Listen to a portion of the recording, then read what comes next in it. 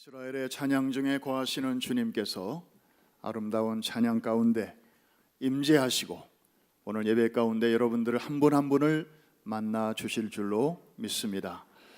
오늘 설교 제목만 한번 따라서 해주시기 바랍니다. 그래도 교회가 희망입니다. 뭐라고요? 제목만 들어도 뭔가 신나지 않습니까? 옆에 계신 분에게 우리 지난 시간에 나눈 내용 가지고 같이 축복의 인사를 나누겠습니다. 그대가 교회입니다.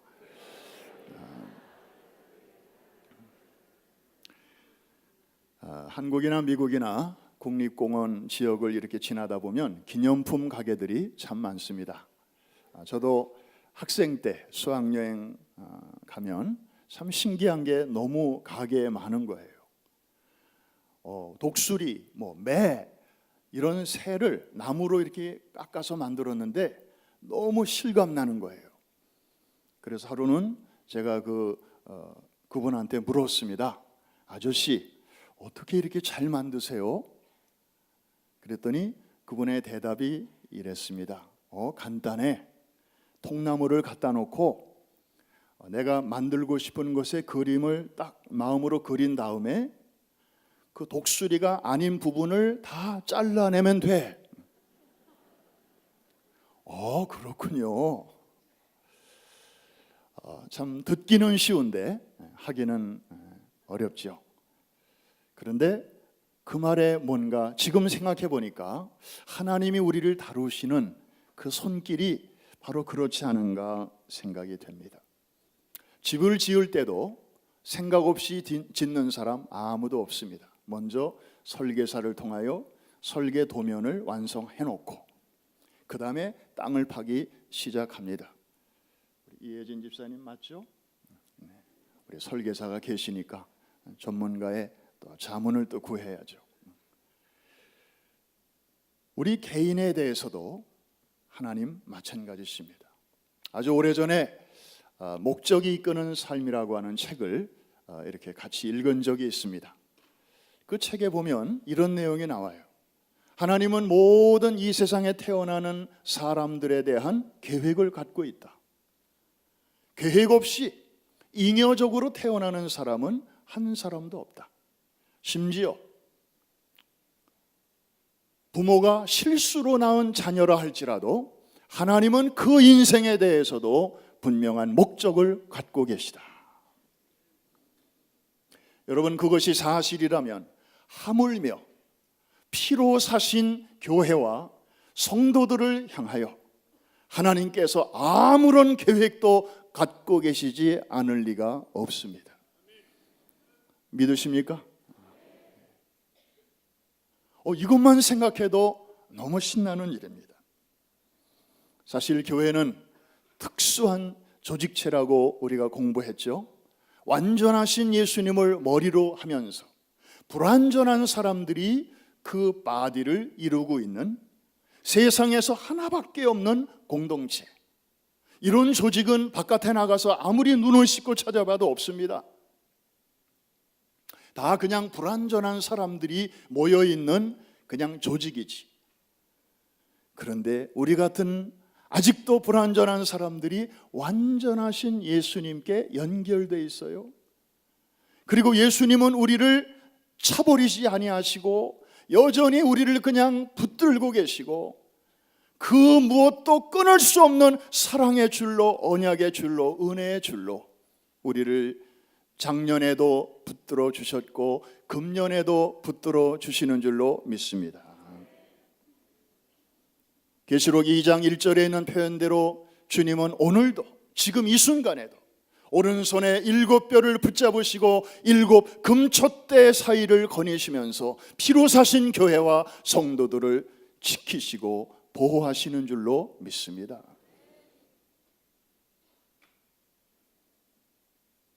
여기에 놀라운 희망이 있습니다.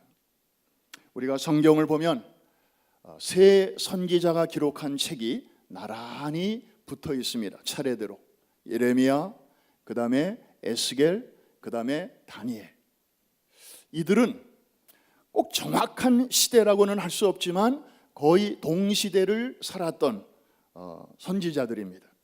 그 중에서도 특별히 예레미야와 에스겔은 아주 같은 시대를 살았으면서도 좀 대조적인 면이 있습니다. 예레미야는 아직 평안한 시대를 살면서도 다가오는 하나님의 무서운 심판을 외쳤던, 그래서 참 눈물이 많았던 선지자였습니다.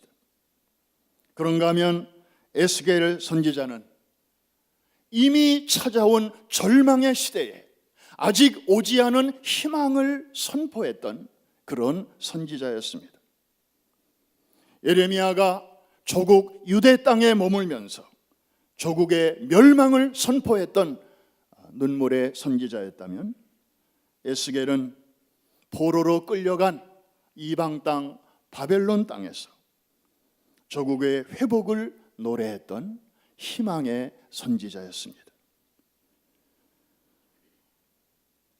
바벨론의 2차 침공 시에 에스겔은 다른 젊은 친구들 만여 명과 함께 바벨론으로 붙들려 갑니다.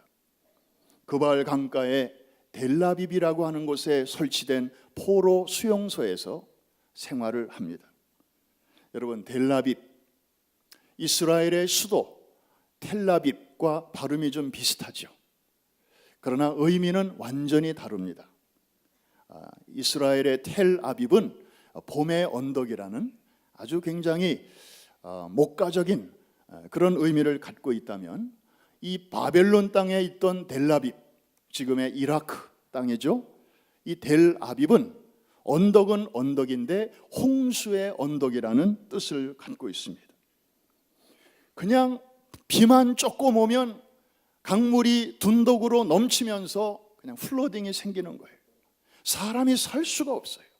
버려진 땅, 폐허의 땅인데 이 못된 바빌론 사람들이 거기에다가 유대 나라에서 포로로 끌어온 사람들을 그 지역에다가 살도록 수용소를 만들어 놓은 것입니다. 그 이름만큼이나 척박한 환경에서 살 수밖에 없었던 에스겔, 가련한 포로 인생들이었습니다. 그런데 에스겔은 그 환경 속에서 얼마나 두고온 조국의 회복과 그리고 성전의 재건을 위해서 주님 앞에 기도를 했든지 오늘날 하나님이 저에게 놀라운 환상을 보여주셨습니다. 그 환상을 중심으로 기록한 내용이 오늘날 에스겔서입니다. 여러분들이 아시는 대로 에스겔 37장쯤 보면 마른 뼈다귀와 같이 소망이 없었던 민족을 하나님께서 다시 큰 군대로 일으키실 것을 환상으로 말씀하셨습니다. 그리고 비록 땅의 성전은 불타 없어졌지만 곧 머지않아 하나님께서 새로운 성전을 세우실 것을 말씀하십니다. 그리고 떠났던 하나님의 영광, 쉐키나, 하나님의 영광이 그 성전에 다시 깃들 것을 또한 말씀하셨습니다. 이 아름다운 환상의 하이라이트가 바로 오늘 본문 47장 1절로 12절까지의 말씀입니다. 에스겔은 어느 날 꿈을 꾸었습니다. 하나님의 사자에 이끌려 성전에 들어갑니다. 참고로 지금 에스겔서에 나오는 이 성전은 이스라엘 땅에 있는 솔로몬 성전이 아닙니다. 그런데 갑자기 그 성전에서 물이 흘러내려오기 시작합니다. 문지방에서 물이 흘러나오고 있습니다.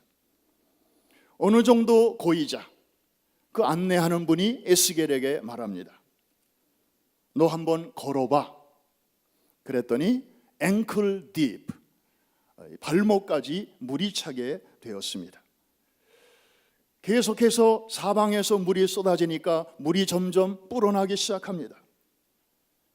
천척을 간 다음에 또 사자가 너 한번 걸어봐. 천척이라고 하는 것은 약 450m, 한 500m 정도 더 이제 걸어간 다음에 그 발목 깊이의 물을 계속 걷다 보니까 물이 점점 깊어졌습니다. 무릎까지 깊어지게 된 것입니다. 그리고 그 다음에는 허리까지 물이 차오르고, 그리고 또 한참 가서 보니까 급기야 물이 이제 키를 넘게 되어서 이제는 걸어갈 수 없게 되고, 이제는 헤엄을 치지 않으면 사람이 건널 수 없는 그런 커다란 강물이 되었다. 이런 환상을 이제 보여주신 것입니다.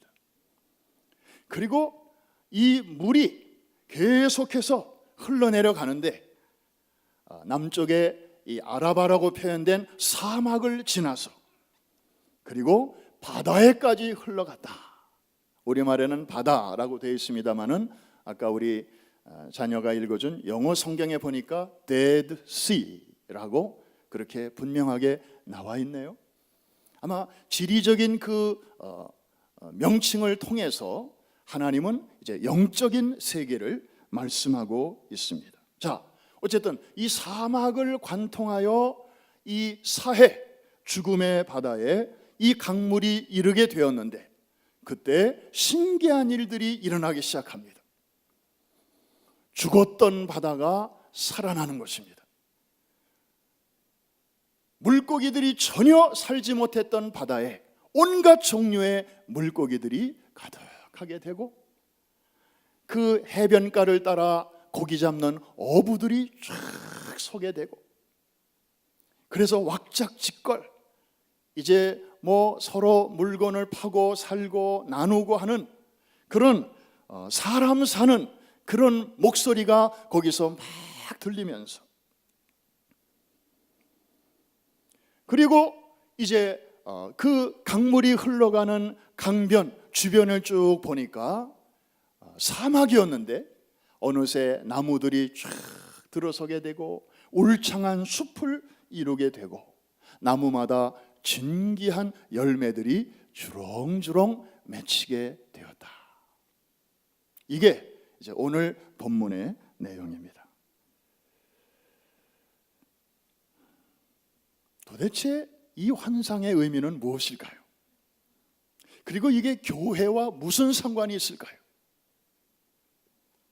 그리고 오늘 우리와는 무슨 연관이 있을까요? 이것이 오늘 키포인트가 되겠습니다. 여러분, 에스겔은 포로로 끌려가기 전까지 직업이 제사장이었습니다. 예루살렘 성전에서 봉사하는 사람이었습니다. 그렇기 때문에 성전의 구조를 너무 잘 압니다. 예루살렘 성전에서는 물이 나올 데가 없습니다. 그리고 예루살렘에는 샘은 있어도 강은 없습니다. 그런데 이 환상에서는 막 물이 흘러나오고요, 성전에서. 그리고 그게 막 강이 되고요, 그게 바다로 흘러들어가는, 에스겔도 이해할 수 없는, 분명히 성전에 관한 것인데 자기가 알고 있는 성전하고는 완전히 다른 그런 그 비전을 지금 보고 있는 것입니다. 도대체 이 성전에서부터 흘러나오는 물은 뭔가? 그리고 이 물이 닿는 곳마다 죽었던 것들이 살아나는 이 역사는 도대체 뭘 말하는 것일까? 이쯤에서 설교 제목을 한 번 더 상기하는 게 좋을 것 같습니다. 이미 앞서가시는 분들이 계시거든요. 제목을 한 번 더 따라해 주시기 바랍니다. 그래도 교회가 희망입니다.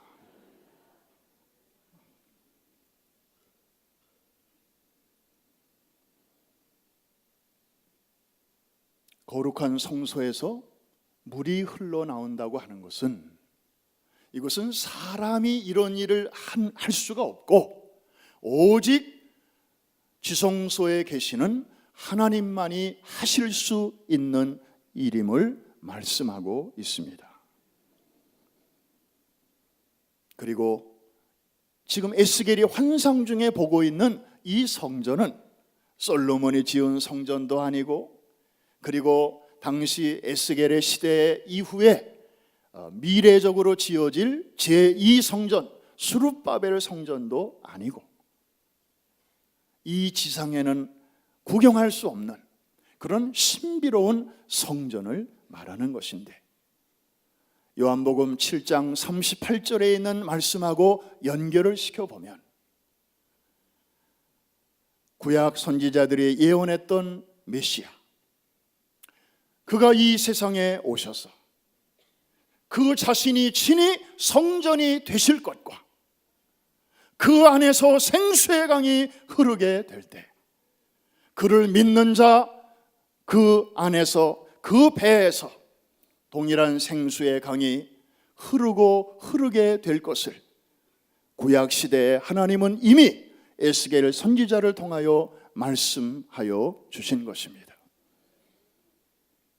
예수님 성전 되신 예수 그리스도를 지금 에스겔은 환상을 통하여 보고 있는 것입니다.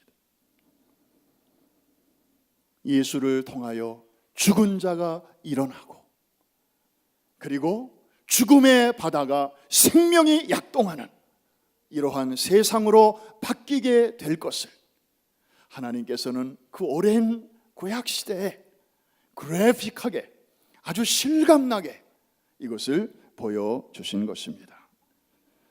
사랑하는 성도 여러분, 의학이 발달하고 과학이 발전해도 그것이 인간에게 더욱 편리함을 줄 수는 있지만 인간의 근본적인 문제를 해결해 줄 수 없는 것들이 있습니다. 예를 들어서 죄의 문제, 그리고 죽음의 문제. 이것은 어느 의학도, 어느 과학도, 어느 첨단 기술도 아직 감히 접근하지 못하고 있는 인간의 아주 근본적인 문제입니다. 일반 종교를 통해서 기독교 말고 다른 종교들에게도 훌륭한 점이 참 많습니다. 그들을 통해서도 사람들은 얼마든지 과거보다 더 나은 better person이 될 수 있습니다.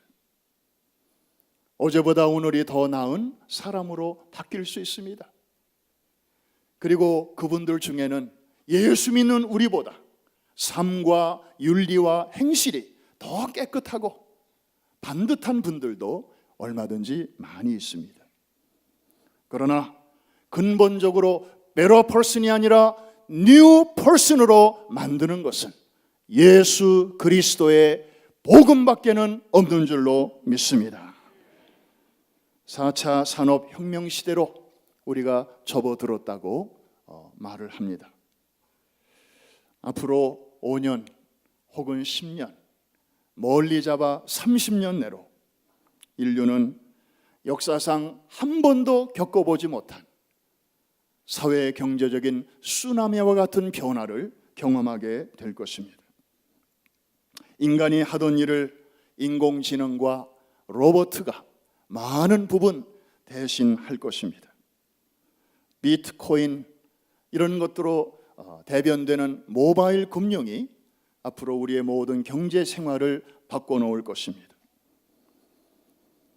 여러분들이 차고 있는 손목시계 중에는 이미 여러분이 오늘 몇 걸음을 걸었는지, 그리고 몇 칼로리를 소모했는지, 그런 것들을 여러분이 움직일 때마다 그것을 정확하게 체크해서 알려주는 소위 사물 인터넷 시대가 이미 시작이 되었습니다. 그리고 이제 웬만한 작은 물건 등은 굳이 가게 가서 사지 않아도, 그리고 인터넷으로 오다하지 않아도 그냥 집에서 프린터로 여러분들이 대충 만들어 쓸 수 있는 3D 프린팅 시대가 이미 이제 병원에서는 시작이 되었고, 이제는 조만간에 가정마다 이런 프린터가 들어오게 될 것입니다. 그래서 프린터 안에다가 이제 우리의 피부와 비슷한 그런 재료만 집어넣으면 손가락 하나 이렇게 잘라줘도 집에서 그거 만들 수 있어요. 여러분이 그냥 이렇게 갖다 붙일 수 있어요. 3D 바이오 프린터가 그런 거 다 해낼 수 있대요. 여러분, 보청기 이거 그냥 공장에서 찍어내는 거 여기다가 넣으니까 불편하신 분들 많으실 거예요.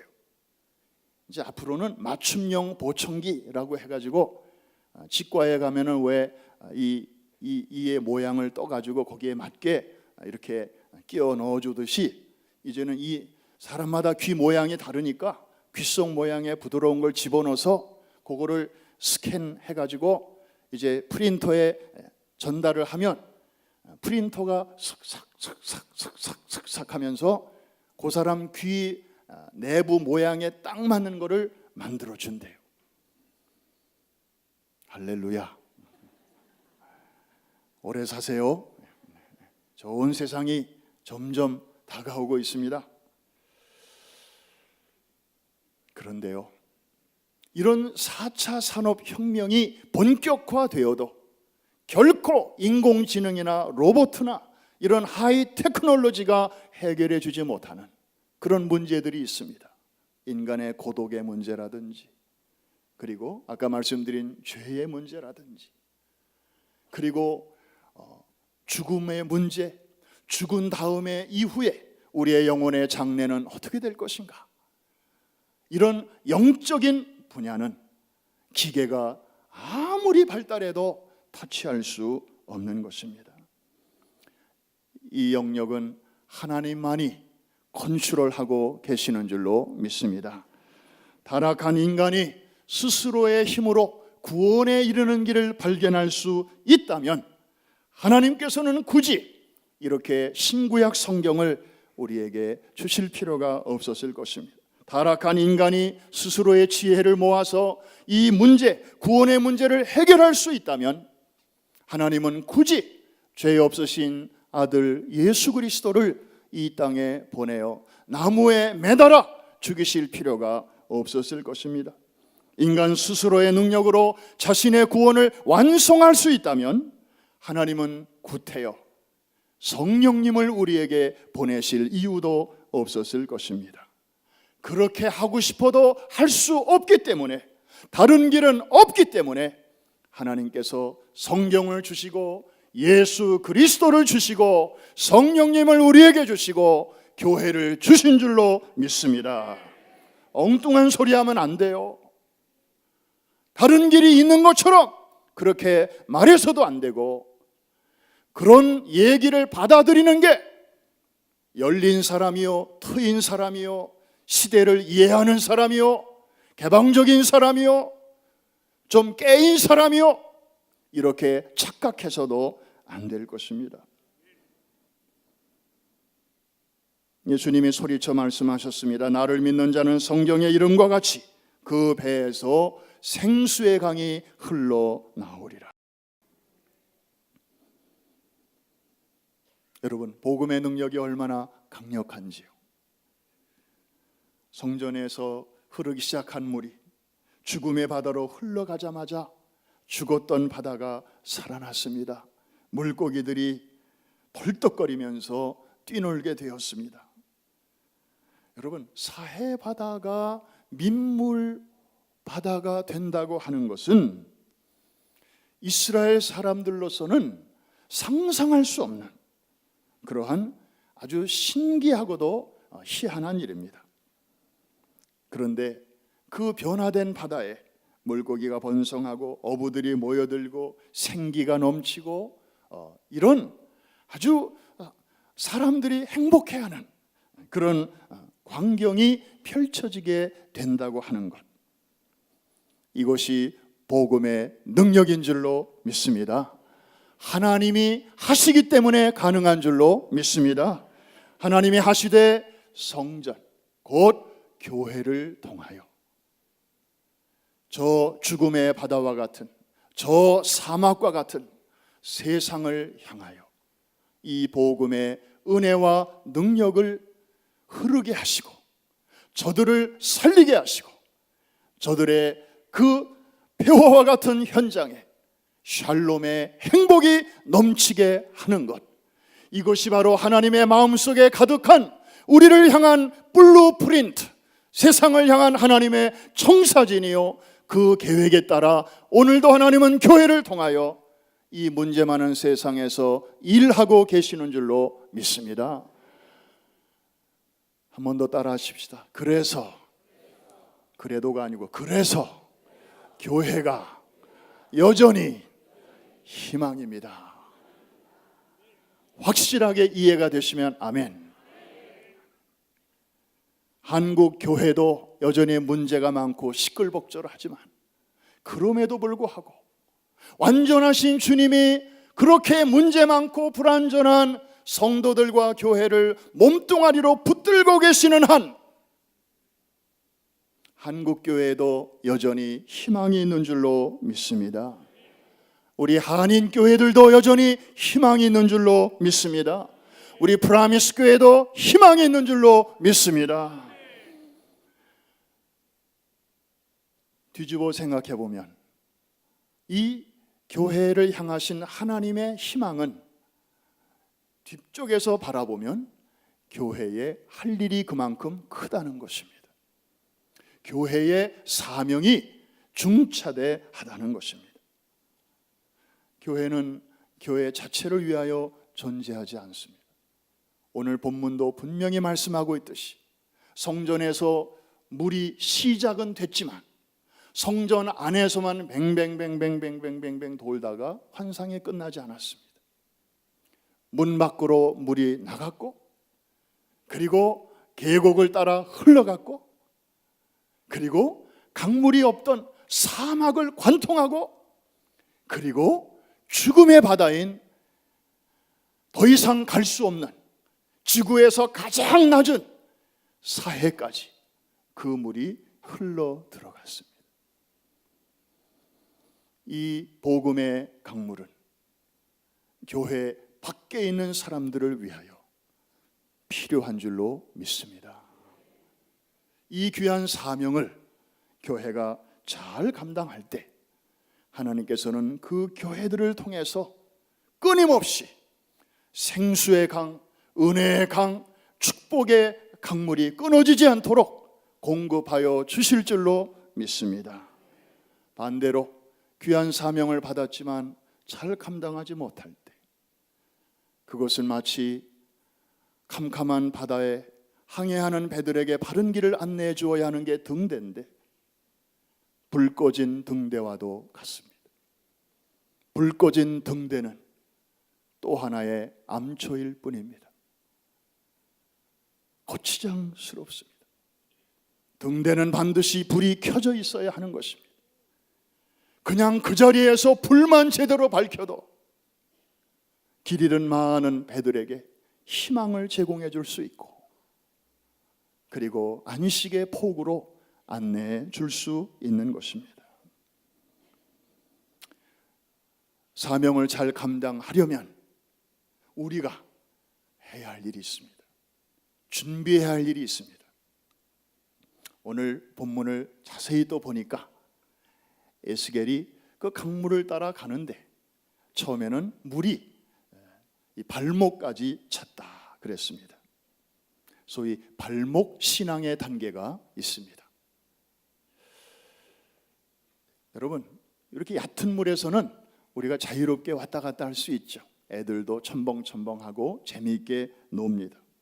자기가 원하는 대로, 자기 의지대로 마음대로 움직일 수 있습니다.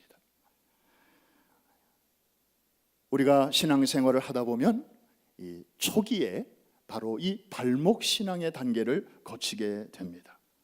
세상과 교회를 자유롭게 넘나듭니다. 주일날 교회도 다니고 주중에 거기도 가고 귀 있는 자는 들을지어다. 그래서 뭐 자유가 있으니까 뭐 요 정도 얕은 물이니까 그냥 내키는 대로 다니는 거예요. 자유분방한 신앙 상태. 우리 모두에게 어린 시절이 있듯이 누구나 모든 크리스찬들이 사실은 너나 할 것 없이 이 단계를 다 거치게 됩니다. 신앙의 초기 단계입니다. 누구나 거치는 것이지만 여기에 너무 오래 머물러 있으면 안 됩니다. 그 다음 단계로 나아가야 됩니다. 그것은 무릎입니다. 좀 더 깊은 은혜에 잠기는 것입니다. 여러분, 1차 은혜를 우리가 받고 나면 무릎에 발목에 힘이 생깁니다. 그래서 전에는 그냥 어린 반푼어 치던 그런 교회를 이제 오게 됩니다. 힘이 있으니까요. 그런데 기도는 잘 안 해요. 기도할 줄 몰라요. 기도하자고 하면 그냥 주여 해놓고 할 말이 없어요. 그런데 이 무릎 신앙의 단계로 들어가면 이제 기도의 맛을 알게 됩니다. 기도할 때마다 하나님이 응답을 주세요. 여러분, 하나님이 제일 빨리 응답하시는 기도가 누구의 기도인지 아시죠? 첫째, 초신자의 기도. 왜? 응답을 빨리빨리 주셔야 기도의 그 맛을 알고 계속해서 기도에 재미를 붙이기 때문에.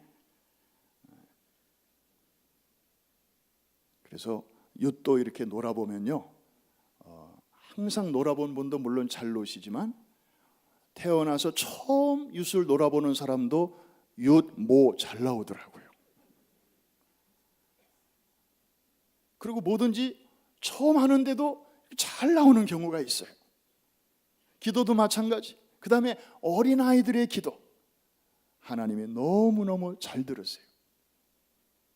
무릎 신앙은 기도하는 신앙입니다.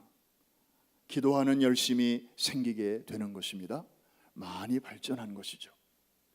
그런데 또 오랜 세월 거기에만 머물러 있어서도 안 됩니다. 세 번째 단계로까지 나아가야 되는데 이것은 바로 허리 신앙입니다. 허리. 에베소서 6장에 보면 전신갑주, 완전무장이 나오고 있습니다. 허리에는 뭘 띠라고 했나요? 진리의 허리띠를 띠라 그랬습니다. 이 허리 신앙으로 가야 비로소 무엇이 진리이고 무엇이 비진리인지가 구별이 됩니다. 그 전까지는 다 똑같이 설교를 들어도 무엇이 이단이고 무엇이 진리인지 구별이 잘 안 돼요. 그냥 다 예수 얘기하고 다 교회 맨날 똑같은 교회인 줄로 알고. 장성한 단계로까지 들어가야 됩니다. 말씀의 중심이 딱 잡혀 있어야, 오뚜기처럼 어떤 뜻하지 않은 상황이 닥쳤을 때, 교통사고를 만난다든지 의사한테 몸이 안 좋아서 했는데 생각보다 센 결과가 나왔다든지, 그럴 때 잠시 흔들릴 수는 있지만 중심을 딱 잡고 하나님이 아시지, 하나님이 보고 계시지, 하나님이 컨트롤 하시지, 내가 지금까지 내 의지대로 살았나? 내 삶은 하나님의 손 안에 있어. 그리고 하나님을 바라보며 거기에 평안을 선물로 받게 되는 줄로 믿습니다. 이게 바로 허리의 신앙이에요. 또 하나, 이 허리는 힘의 원천입니다. 힘이 여기서부터 나오는 거예요. 그래서 이 허리 신앙까지 가면 열심히 교회 봉사합니다. 충성합니다. 낮의 더위와 밤의 추위를 아랑곳하지 않고 주의 몸을 위해서라면, 남이 알아주든 알아주지 않든 열심히 수고하고 봉사하게 되는 것입니다. 마지막 단계가 강물신앙입니다. 사람이 걸음으로서는 걸을 수 없을 만큼 그렇게 깊은 은혜의 바다로 들어가는 것이 바로 강물입니다. 인간의 의지, 인간의 계획, 인간의 생각 있기는 있지만 강물에서는 통하질 않아요. 하나님의 은혜, 성령의 인도하심이 워낙 크기 때문에 그 인도를, 성령의 인도를 받는 단계, 이것이 바로 강물신앙입니다. 사랑하는 성도 여러분, 여러분이 현재 어느 단계에 있는지 저는 모릅니다. 그러나 여러분은 스스로 진단하실 수 있을 것입니다. 혹시 발목신앙의 단계에 계시다면 금년이 지나가기 전에 무릎신앙의 단계로까지 나아갈 수 있기를 주의 이름으로 축복합니다. 혹시 여러분이 무릎까지 이르르셨다면 금년이 가기 전에, 아니 이번 달이 가기 전에 허리의 신앙까지 진보를 나타낼 수 있게 되기를 주의 이름으로 축복합니다. 그리고 하나님의 은혜로 여러분들이 이미 허리의 단계로까지 와 계셔서 정말 교회의 크고 작은 일들 다 앞장서서 수고하고 봉사하고 애쓰고 헌신하는 단계에 오셨다면 참 감사한 일이죠. 그러나 그것으로 자족하지 말고 100%, 120% 성령의 은혜 안에 마음껏 뛰놀며 그분의 인도를 받게 되는, 그래서 지상에 살지만 영원과 잇대어 미리 천국의 삶을 경험하는 성령 충만한 삶의 단계로까지 나아가게 되시기를 주의 이름으로 축원합니다. 말씀을 마칩니다. 찬송가 210장을 보면 시온성과 같은 교회 그의 영광 한없다. 허락하신 말씀대로 주가 친히 세웠다. 반석 위에 세운 교회 흔들 자가 누구랴. 모든 원수 애워싸도 아무 근심 없도다. 생명샘이 흘러나와 모든 성도 마시니 언제든지 솟아나와 부족함이 없도다. 이런 물이 흘러가니 목마를 자 누구랴. 주의 은혜 풍족하여 넘치고도 넘친다. 마지막 3절, 주의 은혜 내가 받아 시온 백성 되는 때 세상 사람 비방해도 주를 찬송하리라. 세상 헛된 모든 영광 아침 안개 같으나 주의 자녀 받을 복은 영원 무궁하도다. 사랑하는 성도 여러분, 주의 몸된 교회를 사랑하는 것이 곧 주님을 사랑하는 것입니다. 교회를 잘 받들어 섬기는 것이 바로 주님을 섬기는 것입니다. 교회를 비판하고 교회를 해치려 하고 교회를 허무려고 하는 사람들과는 자리도 같이 하지 말기를 주의 이름으로 축복합니다. 교회는 그리스도의 몸이요 그분의 소유요 그분이 교회의 머리가 되시기 때문에 이 교회를 어렵게 하고 혹은 상체기를 내려고 하고 그렇게 데미지를 주려고 하는 사람들에게 하나님께서는 복을 어떻게 주시겠습니까? 주의 몸을 잘 세워나가시기를 주의 이름으로 축원합니다. 지난 40년 동안 참 하나님께서는 프라미스 교회를 사랑하셨습니다. 쉽지 않은 세월, 짧지 않은 시간, 교회 안에 수많은 사람들이 다녀갔지만 생각이 다르고 또 의견이 다르고 주장이 달랐지만 이 건강한 교회론으로 성도들이 하나가 되어 그 오랜 세월 한 번도 교회가 분열되지 않고 참 믿음의 선진들이 아름다운 DNA를 잘 물려주셨습니다. 주의 몸을 이제 다음 주자들이 함께 잘 세워갈 때 하나님의 축복이 계속해서 교회를 통하여 우리와 우리의 다음 세대들에게 힘차게 흘러가게 될 줄로 믿습니다. 성전에서 흐르기 시작하는 그 은혜의 강, 축복의 강, 그리고 하나님의 놀라운 임재의 강이 이제 교회 바깥의 울타리를 넘어서 사막과 같은 뉴욕을 적시고 그리고 저 사해와 같은 아직도 복음이 들어가지 않은 저 미전도 종족들에게까지 복음에 대하여 가장 마음이 활짝 열려있는 어린이와 청소년들에게 먼저 터치해서 저들을 통하여 저들이 그 주변을 복음화시키는, 그래서 세계 선교를 마무리하는 이 귀한 사명과 함께 우리에게 부탁하신 우리의 자녀들 또 저들의 그 다음 세대들을 수직적으로 우리의 믿음을 잘 물려 주어서 성전을 통하여 주시는 하나님의 은혜와 축복의 물줄기를